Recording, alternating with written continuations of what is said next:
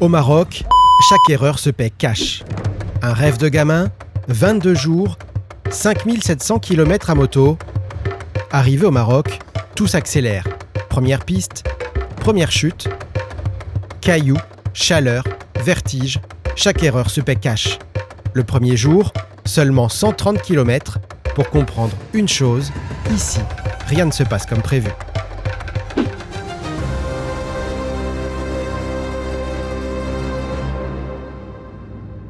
« 8h30, le petit déjeuner est pris, le campement est déjà rangé, toute la joyeuse équipe est prête pour le deuxième jour de roulage au Maroc.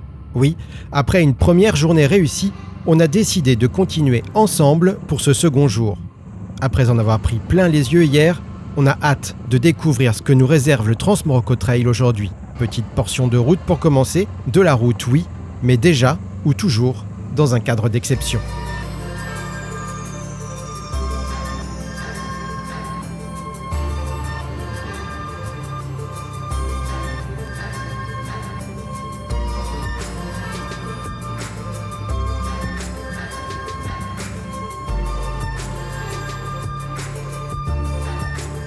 Et puis très vite arrivent les premières pistes.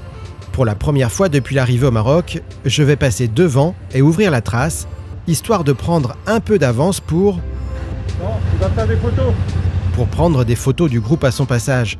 Ben oui, quoi de mieux comme souvenir dans son salon qu'un joli poster debout sur les repose-pieds de son fier destrier sur les pistes marocaines. Bon, c'était sans compter sur la navigation. C'est vrai que depuis hier, je me suis laissé porter, me contentant de suivre le groupe. C'est donc sans transition que je prends la tête et la mauvaise piste.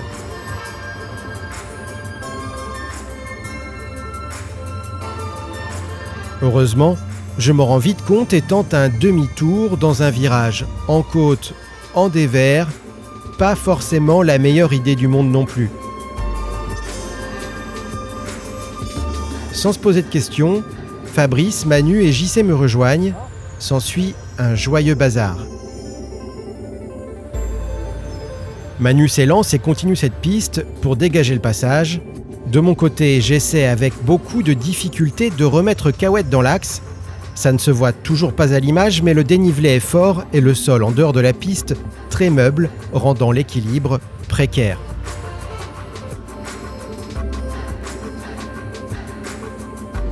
En haut, en tentant de s'arrêter, Manu fait d'ailleurs une chute qui aurait presque pu passer inaperçue. C'est pas la bonne trace, hein. La trace, elle est là en bas.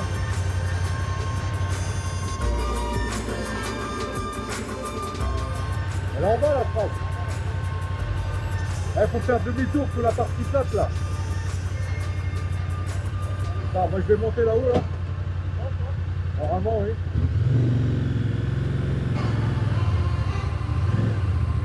Je finis donc mon demi-tour tant bien que mal.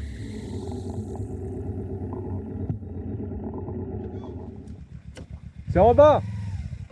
Attends, je vais vérifier. Attends. Je vais voir, attends. Pour me faire pardonner de mon erreur, je redescends vite ce début de piste pour vérifier que la bonne est bien celle qui part en bas. Ça permet d'éviter au groupe un demi-tour inutile avec leur grosse moto chargée.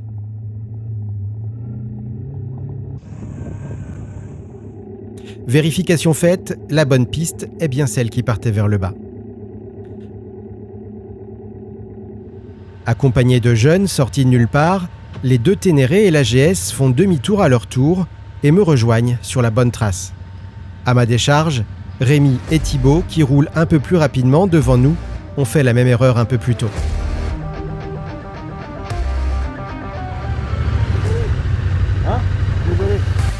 Après une courte pause, c'est reparti. Les pistes sont plus roulantes et plus terreuses qu'hier. Bien que certaines portions soient encore assez rocailleuses, c'est nettement plus agréable.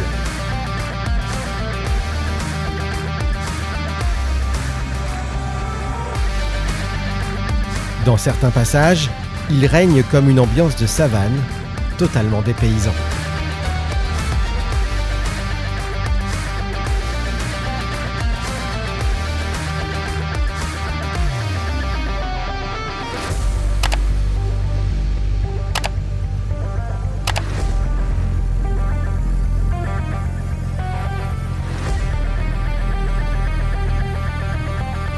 Au détour d'un virage, on retrouve Rémi et Thibaut arrêtés. Un arrêt forcé pour le premier problème technique du voyage. J'ai l'impression qu'il manque un bout là. Je vois pas où tu parles. Là, ici, là, tu vois, il y a un... Ici. Là. Il est monté en force ou pas? Hein? Oui, Le sabot moteur de la Ténéré World Raid de Thibaut s'est déformé, sans doute sous l'effet d'un choc avec une pierre, et il vient appuyer sur le réservoir du liquide de refroidissement, le forçant dangereusement. Oui, t'as quoi? T'as 4-5 mm d'épée, hein?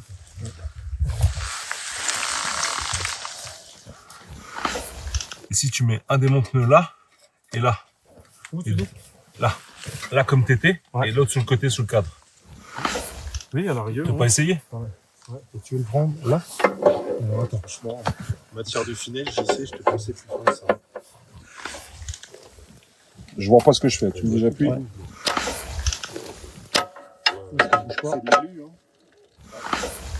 Il y était là. Ah oui, là t'as de la place. Je passe le petit doigt. T'as vu? Ah cool. On va te la redresser. Ah, super. Cette petite réparation effectuée, je repars en tête, en espérant cette fois-ci ne pas me tromper de piste. La végétation est plus dense par ici, offrant un cadre magique.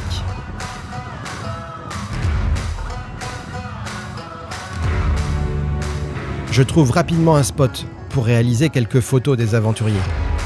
Le temps de m'installer et la séance peut débuter.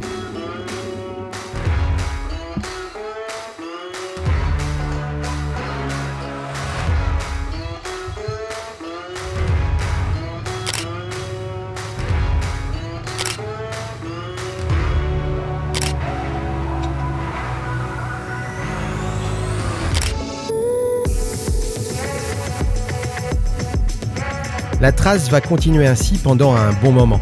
Ça sera l'occasion de prendre d'autres photos des gars sur la piste, mais aussi d'en prendre plein la vue et de faire le plein de bonheur. Ça roule, ça monte, ça descend, ça tourne, c'est vraiment chouette.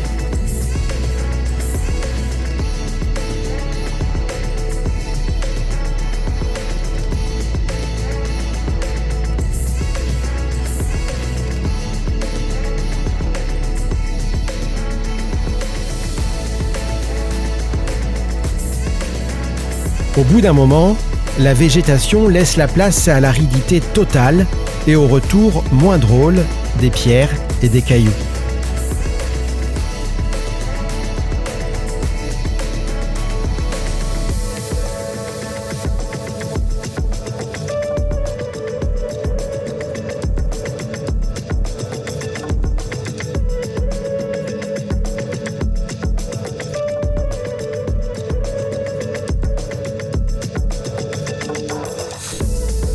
Et puis au final, la piste se transforme en chantier géant. On sera probablement dans les derniers à l'emprunter avant qu'elle ne devienne une route totalement bitumée.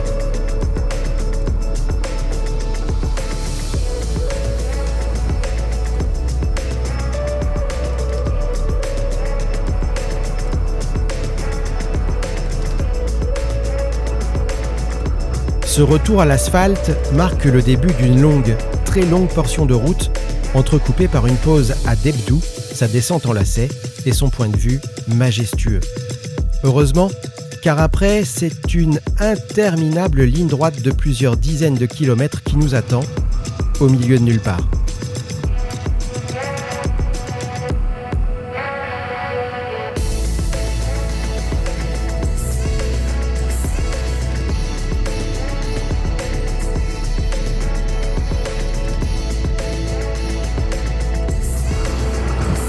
Cette route est interminable. Je sais pas dans combien de temps on prend la piste, mais là ça fait au moins 50 bornes, voire plus qu'on roule là-dedans, en ligne droite, il se passe rien. C'est la plaine à perte de vue, et là je cache pas qu'on s'endort. On s'endort pas mal. Allez, vivons la piste.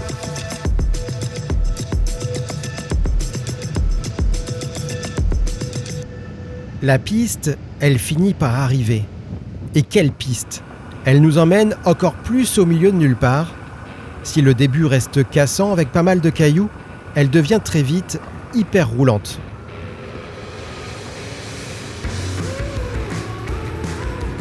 Au sol, principalement de la terre, parfois hyper fine et meuble, avec quelques passages plus sableux. Un terrain que l'on dirait taillé pour ma petite Versys X300. Elle saute de bosse en bosse, glisse au freinage et dans les courbes, ronronne comme jamais, à tel point que j'arrête de fermer la marche. Je double la BMW de Manu, puis les 2 Ténéré de JC et Fabrice.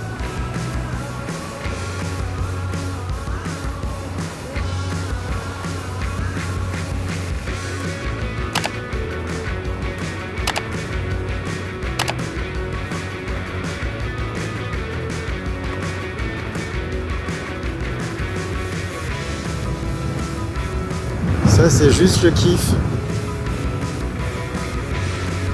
Honnêtement, c'est pour ça que je suis venu.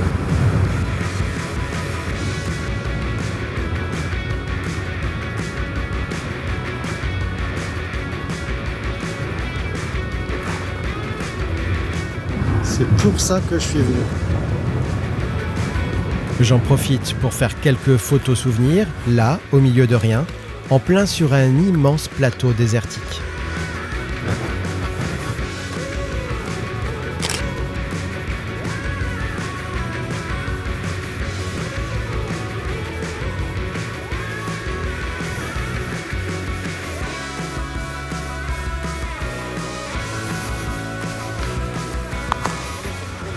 Ouais, tu te démerdes bien, voilà, ça me tue.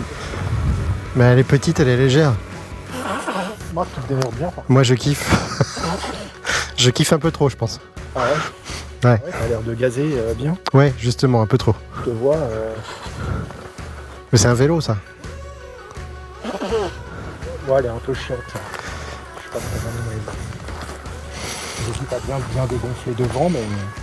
Bah après, t'as les signés, t'as les cailloux, t'as les trucs, tu vas niquer ta roue. Bon, dans 5 minutes, je serai par terre, mais je kiffe. Au redémarrage, je les repasse. En fait, je me dis que quand je vais me retrouver seul, je devrais faire attention et me calmer pour éviter tout incident. Du coup, je profite de rouler en groupe pour me lâcher un peu et tester les réactions de Kawet sur cet immense terrain de jeu.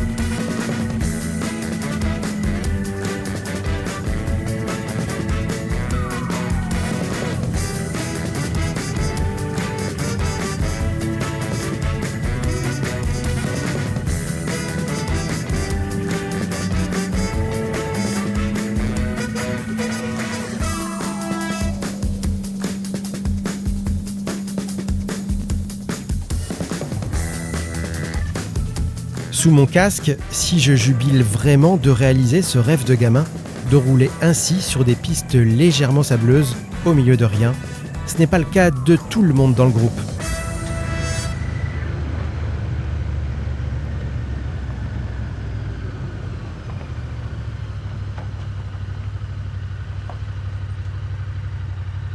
T'attends les cailloux, hein? Hein? Je préfère les cailloux. J'aime pas. Ah ouais, j'aime pas moi. Je te dis tout de suite, j'aime pas du tout. Hein? J'aime pas du tout. C'est une sensation vraiment bizarre. Bah t'as la sensation de parce qu'il faut mettre le poids à l'arrière et je suis en train de le faire de mieux en mieux. Mais c'est pas parce qu'on est perturbé ou la moto elle fait attention. C'est ça le problème.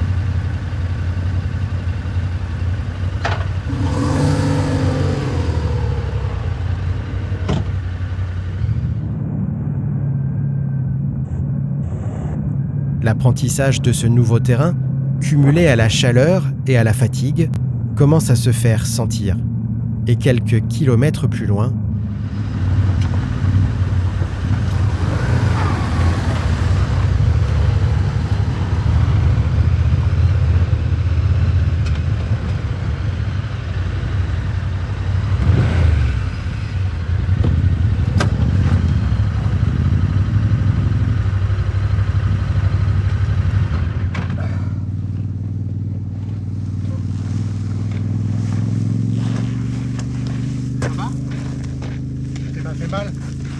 en fait, elle a... Ah ouais, non, mais moi aussi, j'ai failli y aller aussi, hein, par tas à chaque fois. Relève. Ouais, attends. Une chute à la con, tu vois. Hein? Une chute à la con. Tu prends la partie ici. Là. Attends. Un, deux.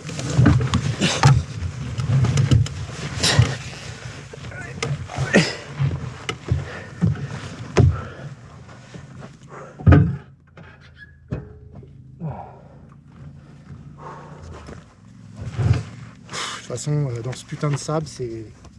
T'as pas vu un moment les pieds? Tu m'as vu devant, comment ça a fait? J'ai failli y aller. Hein. Ça va? Ah, ça va. J'ai plus rien maîtrisé.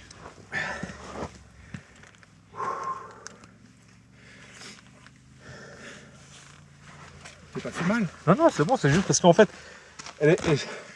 j'étais à l'arrêt, j'étais déstabilisé. Et puis après, ça, du coup, j'ai sauté, quoi. T'as bien fait. Je vais faire une petite photo. Donc à faire. Pour les photos, je m'étais justement arrêté à quelques centaines de mètres de là pour une dernière série.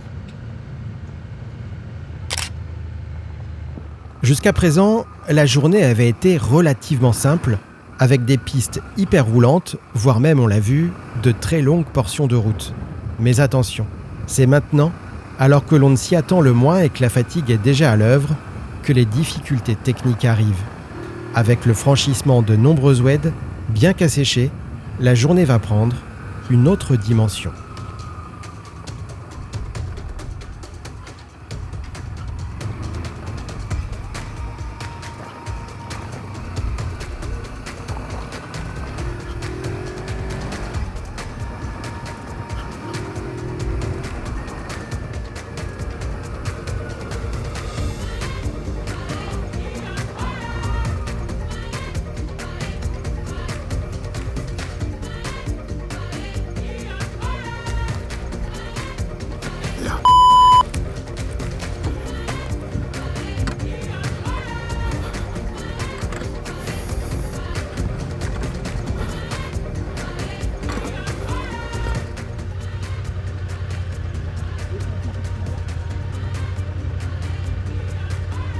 Ah, ça va le faire.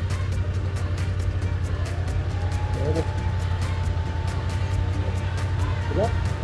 Ah, c'est bon. Je la...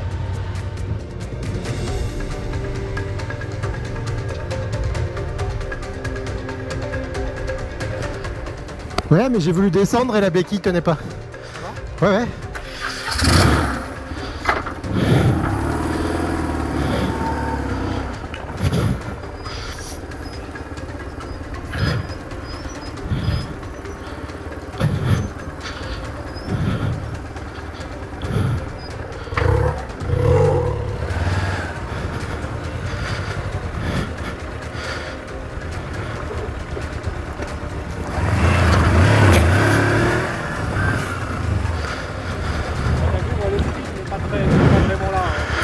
On s'en fout, ce qu'il faut c'est passer. Le style, on s'en fout. Ça va Fabrice?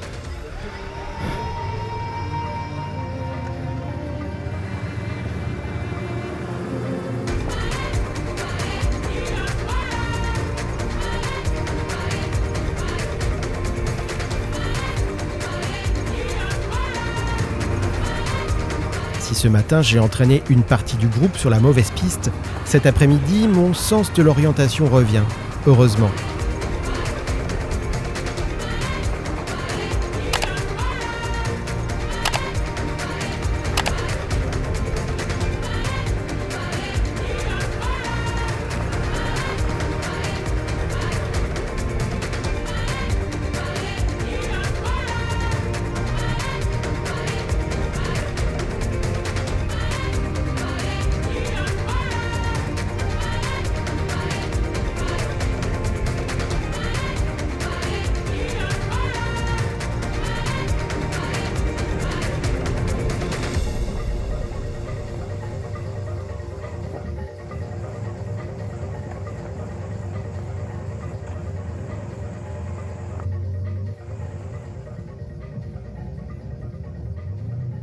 Certes, les difficultés s'enchaînent, mais rien d'insurmontable.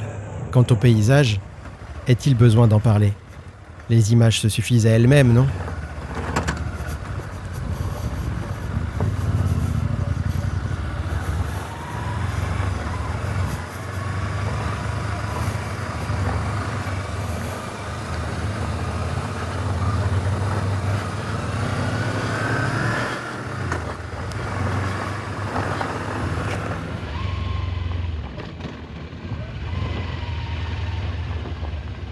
Certains oueds, plus larges que d'autres, possèdent un fond hyper sablonneux ou hyper pierreux, parfois même les deux cumulés.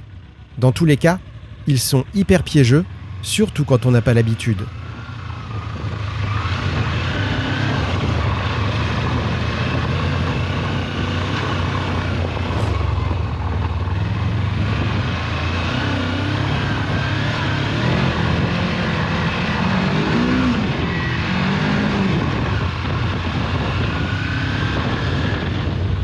C'est juste top. Je suis là.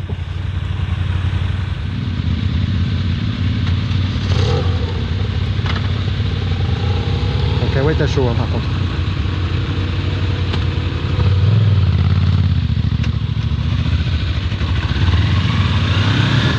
Oh là là, le kiff. Cahuète à chaud, mais dans quelques instants, elle ne sera pas la seule. Nous voici arrivés devant un oued beaucoup plus imposant que les précédents. Fabrice fonce en frontal. JC, Manu et moi cherchons un passage plus adapté à nos niveaux et à nos motos chargées.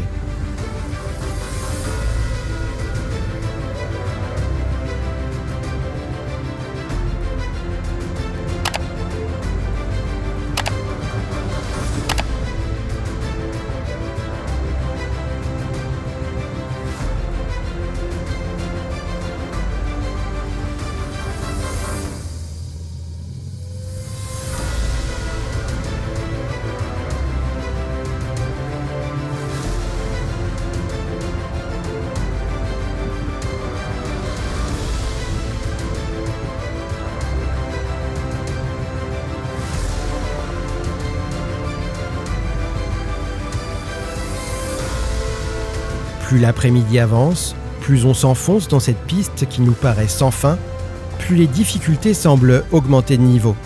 Alors on s'encourage et on y va, avec l'aide de tous.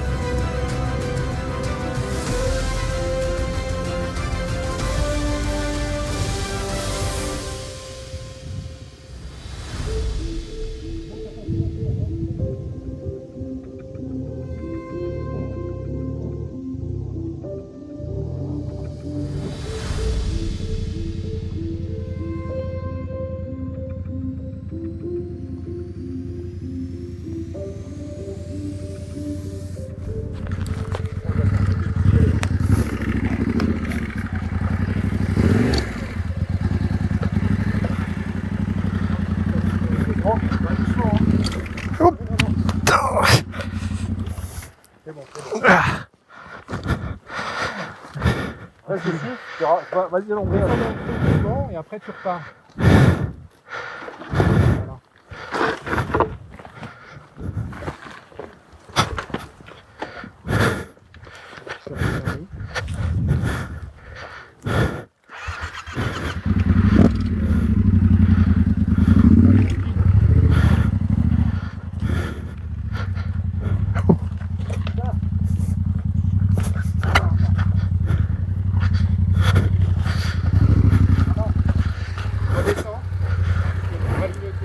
Non, ouais, on recule.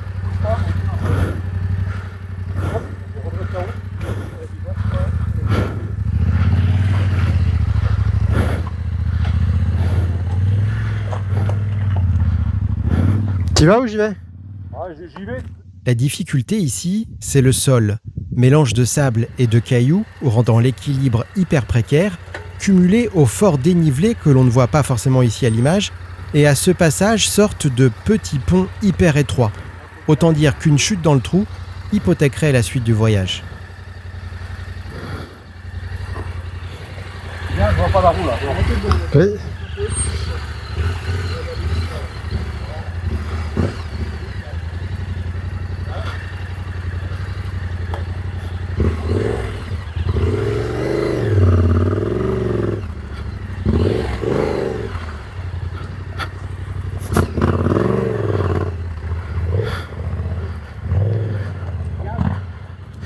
Habibi, qui ne fait pas le malin. Une nouvelle fois, la légèreté et la faible hauteur de ma petite Versys X300 sont un véritable atout dans ces conditions.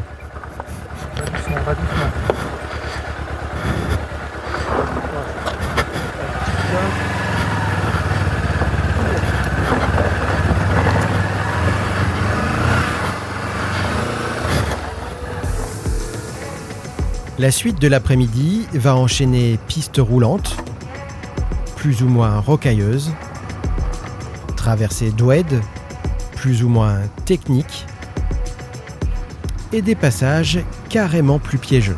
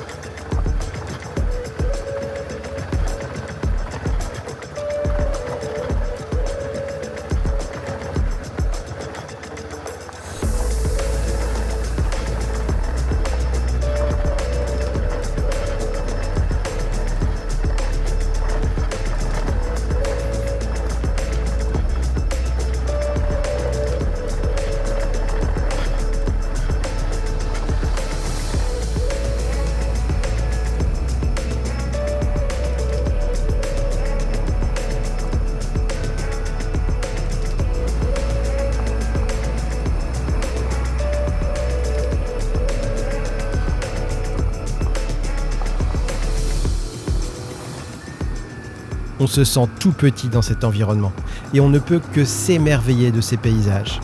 Quel bonheur de pouvoir rouler ici.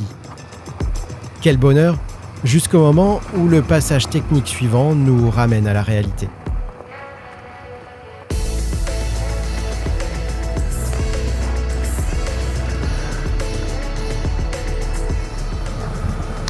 Alors on a juste un problème, c'est qu'il faut qu'on arrive à retrouver la route pour pouvoir trouver un hébergement pour ce soir, parce qu'il commence à se faire tard et le soleil va bientôt se coucher. Et c'est à ce moment-là, alors que l'on est pressé par le temps, que JC et Fabrice doivent faire une pause forcée, fatigués par cette journée, et qu'en parallèle, Manu s'aperçoit que sa roue avant est à plat. Ah, attends, vas-y, t'entends là ?